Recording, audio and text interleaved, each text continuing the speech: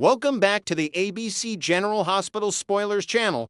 Today, we will learn about the intense developments unfolding in Port Charles from November 17th to November 28th. As the drama ramps up, Harrison Chase uncovers a pivotal breakthrough in his relentless pursuit of justice for Willow Tate, while Professor Henry Hank Dalton grapples with a nightmarish turn of events that shakes the foundations of the city's elite research circles. Nathan West steps into the fray to manage an escalating emergency, ensuring that alliances and secrets collide in unexpected ways, drawing everyone deeper into a web of intrigue and peril. This period promises heart-pounding confrontations, shocking revelations, and emotional reckonings that will leave fans on the edge of their seats, as personal vendettas intertwine with larger conspiracies threatening the very fabric of Port Charles life.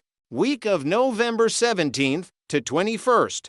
Showdowns and confessions ignite tensions. The week kicks off with Britt Westburn locking horns in a fierce verbal battle against Emma Scorpio Drake, her sharp wit clashing like thunder in a storm as old grudges resurface amid the high-stakes medical research project. Emma, ever the resilient fighter, pushes back with accusations that hit too close to home, forcing Britt to defend her choices in a way that exposes vulnerabilities she thought long buried. Meanwhile, Giovanni Joe Palmieri musters the courage to confess his tangled involvement in Rocco Falcone's ongoing legal troubles to Brooklyn Quartermain, detailing how his well-intentioned meddling spiraled into a mess of unintended consequences during a heated rooftop conversation under the city lights. Brooklyn, torn between loyalty and frustration, absorbs the truth with a mix of empathy and disbelief.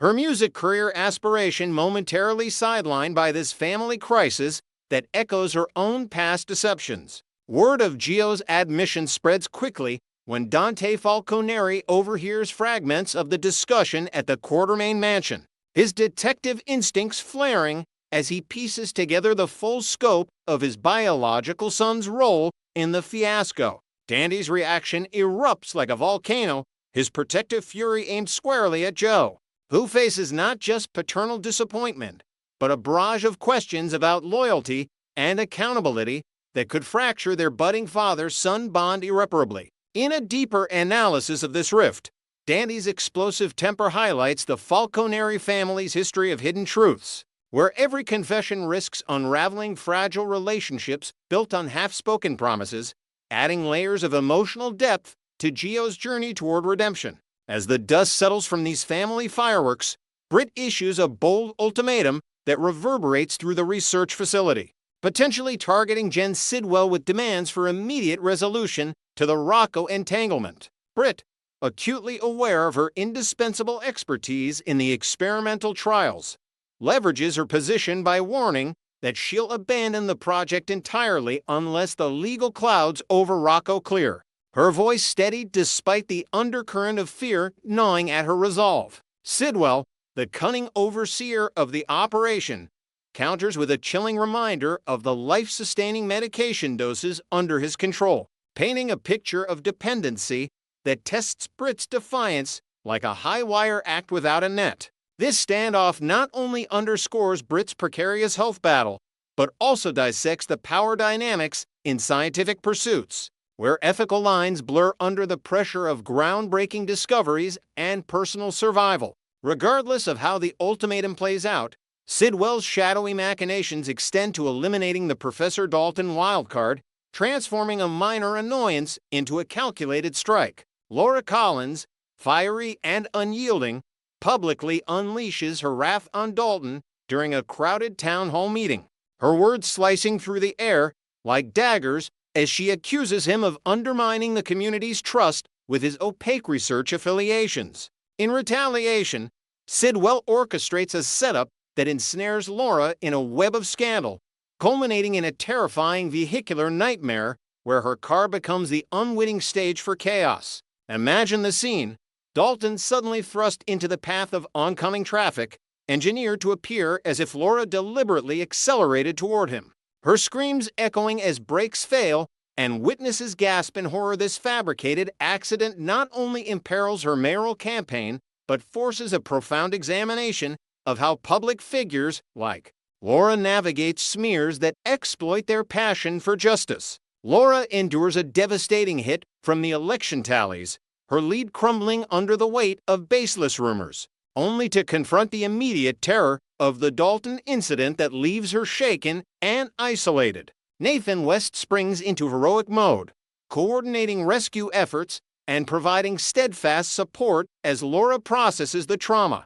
His calm demeanor a lifeline amid the flashing lights and urgent sirens. Britt, upon learning of Dalton's untimely demise through hushed hospital corridors, spirals into paranoia.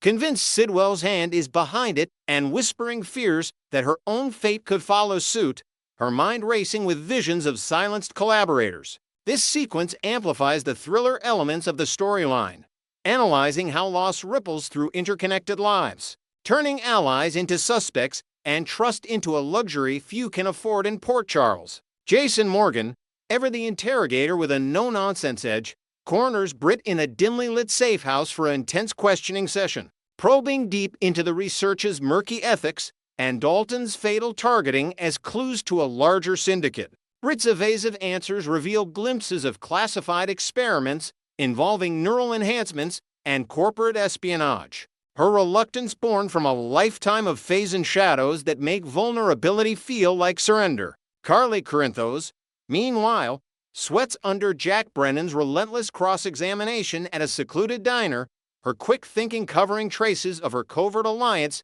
with Valentine Casadini, whose shadowy investments could topple empires if exposed.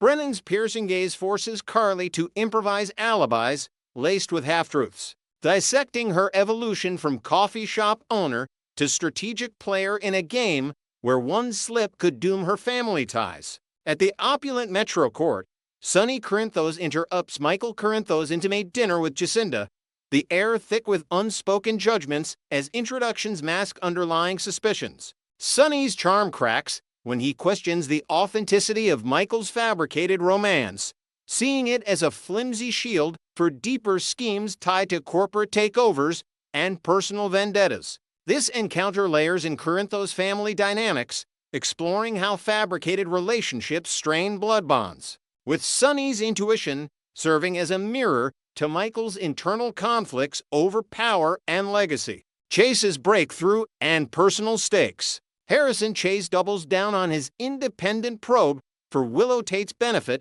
sifting through surveillance footage and witness statements in a makeshift office cluttered with case files.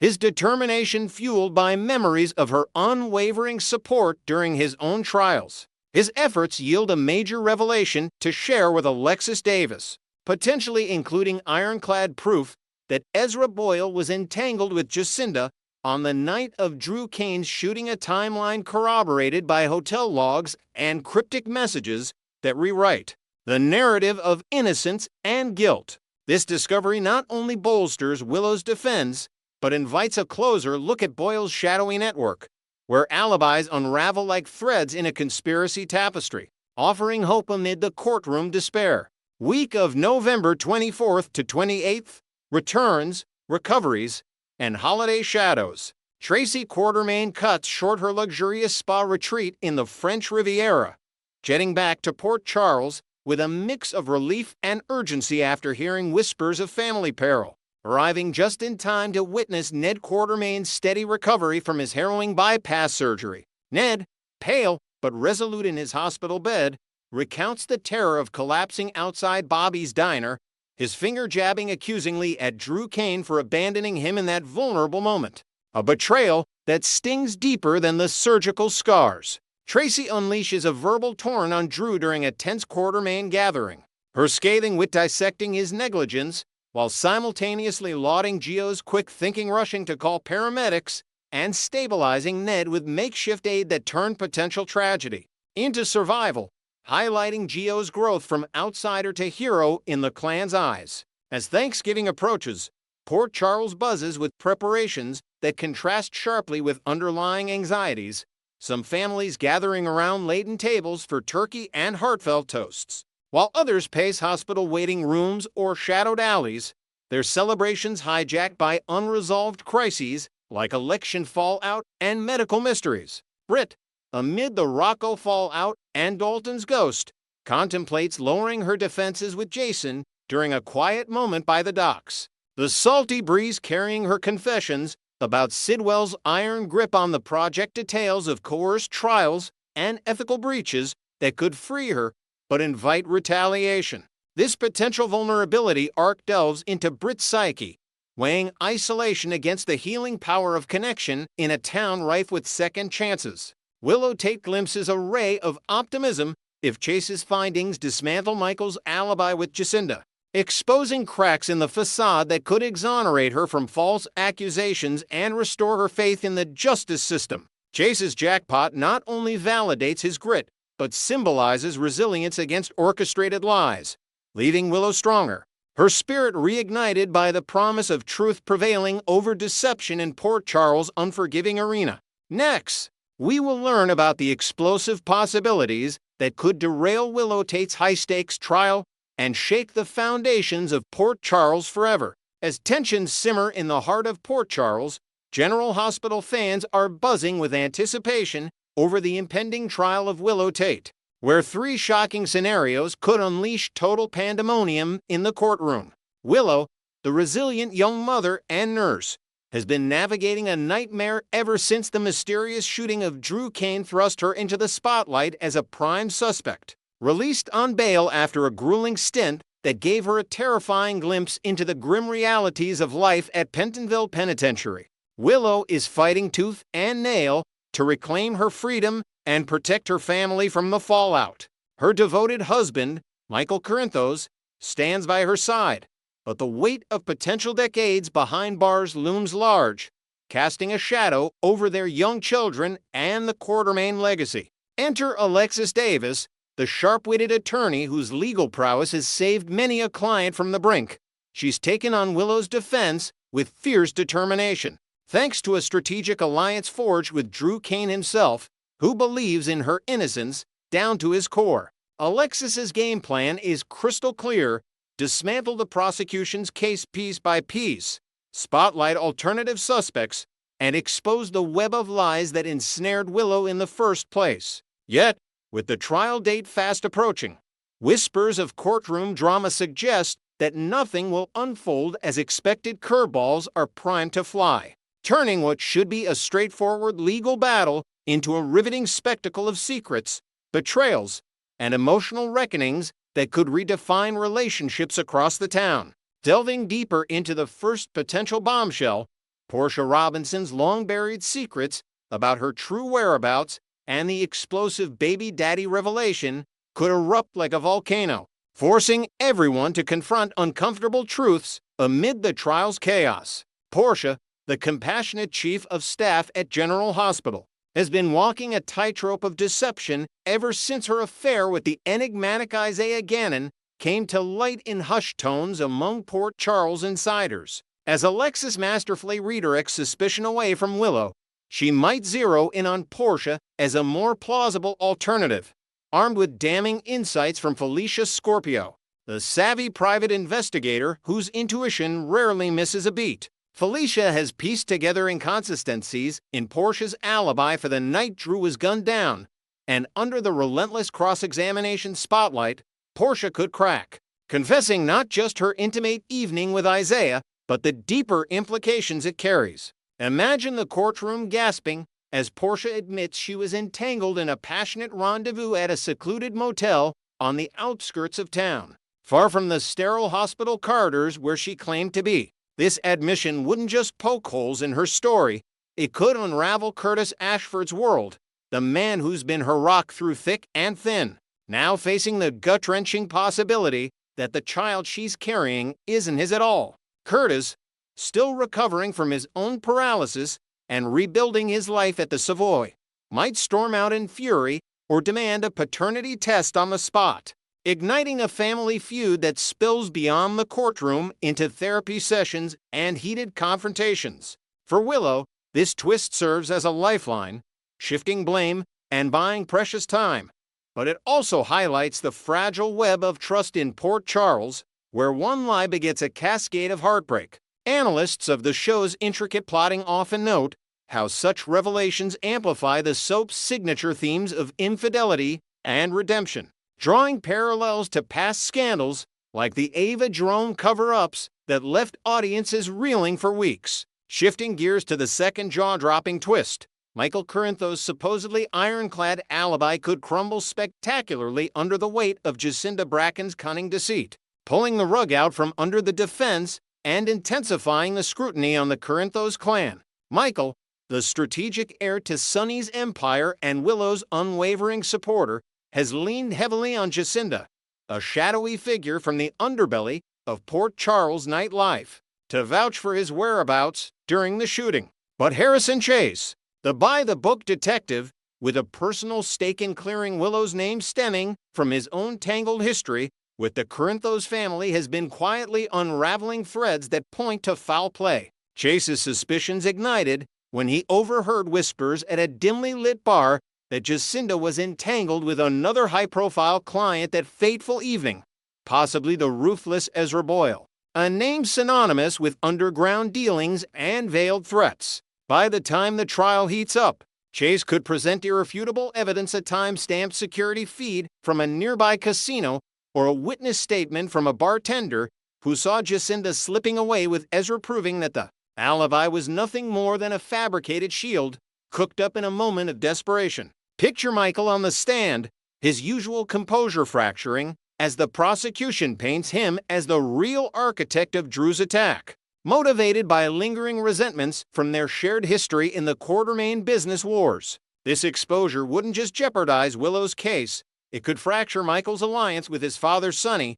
who prides himself on loyalty, leading to explosive family dinners at the mansion where accusations fly like bullets. In the broader narrative arc, this scenario echoes General Hospital's tradition of alibi implosions, much like the Jason Morgan frame-ups of yesteryear, underscoring how personal vendettas often masquerade as alibis, leading characters and viewers to question the very fabric of truth in Port Charles. Finally, capping off these potential upheavals, Detective Harrison Chase's own overzealous and boundary-crossing behavior might come roaring into the open, transforming him from hero to hot seat occupant and complicating Willow's path to exoneration in ways no one saw coming. Chase, driven by a mix of professional duty and unspoken affection for the Corinthos circle, has plunged headfirst into the investigation, bending roles like tailing suspects without warrants or coaxing confessions in unorthodox settings, a late-night stakeout turning into an unauthorized interrogation.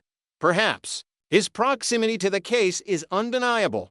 As a former love interest to key players and a confidant to Michael, Chase's impartiality is already under a microscope, and Ada Justine Turner, the no-nonsense prosecutor with a reputation for shredding defenses, is poised to exploit every misstep. She could subpoena records showing Chase's frantic calls to informants or his unlogged visits to Jacinda's haunts, framing it all as a biased crusade to shield Willow at any cost, even if it means railroading Michael in the process. Envision Chase squirming under oath, his detective badge tarnished as colleagues like Dante Falconeri distance themselves, whispering about internal affairs probes that could sideline him indefinitely. For Willow, this backfires spectacularly. Her knight in shining armor suddenly becomes a liability, forcing Alexis to pivot and defend not just her client, but the integrity of the entire probe.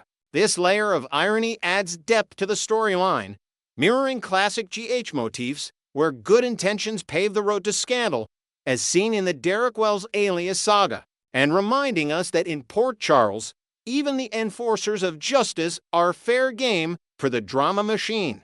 Next, we will learn about the escalating tensions in Port Charles as Ava Jerome teeters on the edge of a risky new romance that could shatter her fragile truce with Sonny Corinthos. In the shadowy underbelly of Port Charles, Ava Jerome emerges from the wreckage of her latest disastrous entanglement, her heart already fluttering toward the possibility of fresh affection. Barely has the dust settled from her explosive fallout with Rick Lansing, marked by a month-long ordeal of clandestine captivity in Alexis Davis's dimly lit basement, laced with insidious drugging schemes and a ruthless plot to plunder millions Rick had illicitly siphoned alongside her from Alexis, then Ava finds herself yearning for a liaison untainted by such venomous deceit. This chapter of her life was a whirlwind of high-stakes betrayal, yet Ava thrives in the chaos, provided it shields her from scrutiny that might jeopardize her hard-won joint custody of her beloved daughter, Avery Corinthos. Avery, now blossoming into a young girl who has savored the rare harmony between her parents over the past year, represents Ava's unbreakable anchor. Nothing, not even the siren call of passion, could eclipse her devotion to maintaining that stability. But true to her impulsive nature, Ava now sets her sights on the enigmatic Jen Sidwell, a choice so perilously misguided it threatens to upend the delicate equilibrium she's fought to preserve. This budding interest isn't mere flirtation, it's a potential catalyst for upheaval, forcing us to ponder if Ava's pursuit of love will inadvertently drag her back into the criminal shadows she claims to have left behind. As viewers, we can't help but analyze how this dalliance might expose vulnerabilities in Ava's carefully constructed facade, blending her innate cunning with a vulnerability born from isolation. The serene interlude of cooperation between Sonny Corinthos and Ava Jerome has been a refreshing anomaly in Port Charles's turbulent landscape, fostering an unexpected layer of genuine camaraderie beneath their co-parenting facade. Far from performative civility, their interactions now pulse with authentic mutual regard, allowing them to navigate shared responsibilities without the usual barbs of resentment. Ava occasionally voices concerns about the perils lurking in Sonny's mob-infused existence, decrying its volatility as an avoidable hazard, yet this critique rings hollow when reflecting on her own storied past. Raised amid the ruthless dynamics of organized crime, Ava immersed herself deeply in its machinations for decades, orchestrating schemes that left indelible scars on the town. Though she has ostensibly distanced herself from the syndicate's overt operations, her essence remains steeped in criminal ingenuity. Rick Lansing could attest to that, having endured her most calculated manipulations firsthand. Sonny, ever the pragmatist, has relished this phase of tranquility with the mother of his child, a respite that bolsters his focus on broader empire matters. However, whispers of Ava's growing proximity to Sidwell are bound to ignite Sonny's protective instincts, prompting a confrontation that could unravel their progress. This evolving dynamic invites deeper examination. Will Sonny's wariness stem from paternal jealousy or a shrewd recognition of Sidwell's ulterior motives? And how might Ava's divided loyalties tip the scales in this intricate web of alliances? Their shared history, fraught with passion and peril, underscores the fragility of this piece, hinting at storms brewing just beyond the horizon. GH spoilers tease that Jen Sidwell is meticulously plotting his infiltration into Ava's orbit, viewing every encounter as a strategic foothold in his quest for influence. When the opulent halls of Windermere demanded an infusion of lavish artwork to adorn its cavernous walls, pieces that evoke the Gothic grandeur of the estate Sidwell astutely reached out to none other than Ava, the consummate art connoisseur with an eye for the dramatic. For him, these moments transcend mere business. They serve as precious opportunities to lavish her with effusive praise, weaving compliments into conversations like threads in a tapestry of seduction. Sidwell's intentions are crystal clear.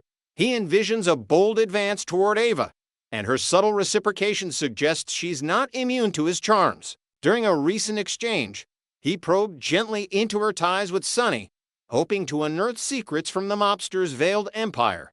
But Ava deftly steered the dialogue back to professional territories, insisting on boundaries to avoid the murky depths of Sonny's clandestine dealings. Unbeknownst to her, Sidwell operates in eerily parallel shadows, his own enterprises laced with ambiguities that mirror the very dangers she seeks to evade. With each calculated gesture, he's inching closer to ensnaring her trust, transforming innocuous art dealings into a gateway for deeper entanglements. This strategic maneuvering raises intriguing questions about Sidwell's endgame. Does he seek genuine connection, or is Ava merely a pawn in a larger scheme to destabilize Sonny's domain? His confidence borders on arrogance as if he anticipates her eventual surrender, blending charm with a predatory edge that could redefine power plays in Port Charles. Ava Jerome appears perilously close to succumbing entirely to Jen Sidwell's allure, falling hook, line,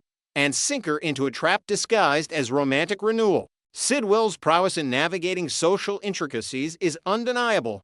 He wields charm like a master card sharp, exuding assurance that Ava's role will evolve far beyond that of a mere art broker. Should he lure her into confessions about Sonny's guarded world, it would be an exquisite bonus, fortifying his position while eroding the mobster's defenses. Yet the true prize lies in provoking Sonny's ire through intimacy with the guardian of his child, a maneuver poised to fracture their co-parenting accord and sow discord in Avery's secure haven.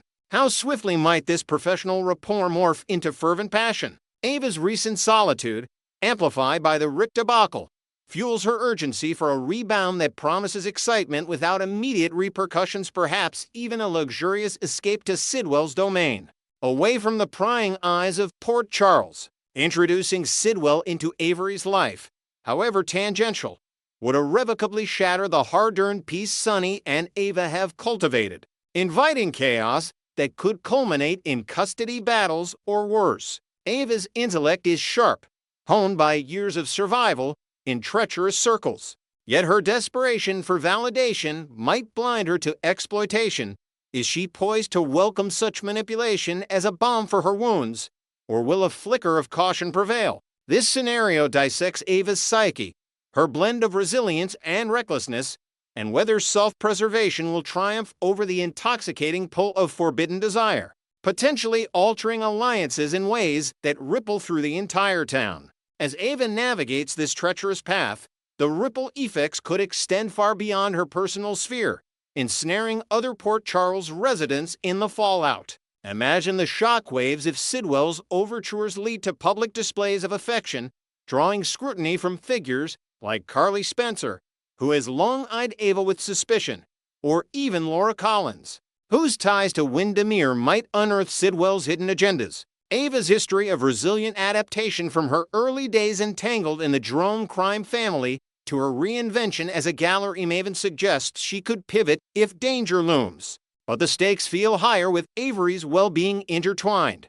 Sonny's reaction, we speculate, might manifest not just in heated words, but strategic countermeasures, perhaps rallying allies like Jason Morgan to probe Sidwell's background, revealing layers of intrigue involving art smuggling or rival syndicates. This narrative arc amplifies the soap's timeless themes of redemption versus relapse, with Ava embodying the eternal struggle between heart and caution. Will she recognize Sidwell's game before it's too late, or embrace the thrill? Consequences be damned. In Port Charles, where secrets fester like open wounds, Ava's choice promises to ignite a firestorm, reminding us why General Hospital continues to captivate with its blend of romance, rivalry, and raw human frailty.